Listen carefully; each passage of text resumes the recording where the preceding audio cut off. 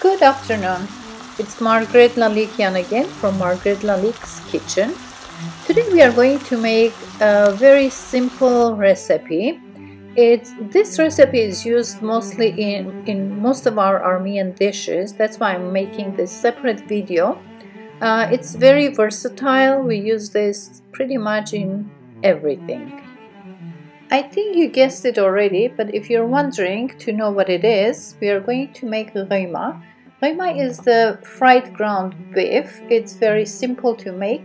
The ingredients are salt, pepper, and onion. That's all you need. We are adding 2 cups of diced onion to 3 pounds of meat. Adding 2 tablespoons of salt, 1 tablespoon of black pepper,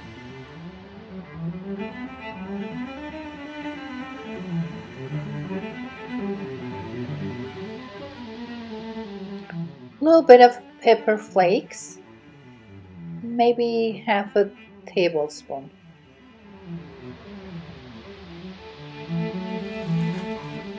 Mix everything together, put it on the stove and start cooking it. Continuously mix it until all the moisture is released. In the beginning, cook it on a high heat. Once the moisture is released, turn the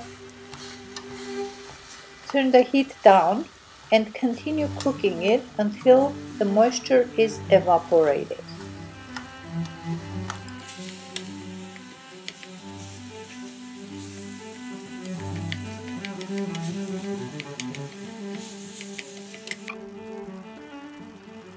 As you can see, it has released a lot of moisture. I have turned down the heat and I'm going to continue it until all the moisture is evaporated.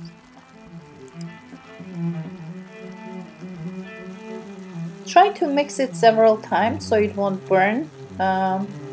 Once it's cooked, you can see it. You'll see only the fat content, not the moisture. Turn down the heat and your ղյմա or fried ground beef is ready to be used for many different purposes.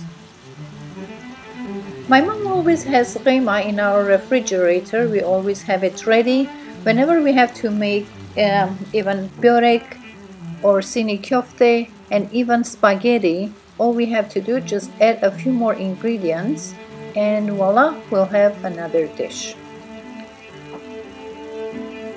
Once we take it out of the stove, we let it cool down and then we freeze it.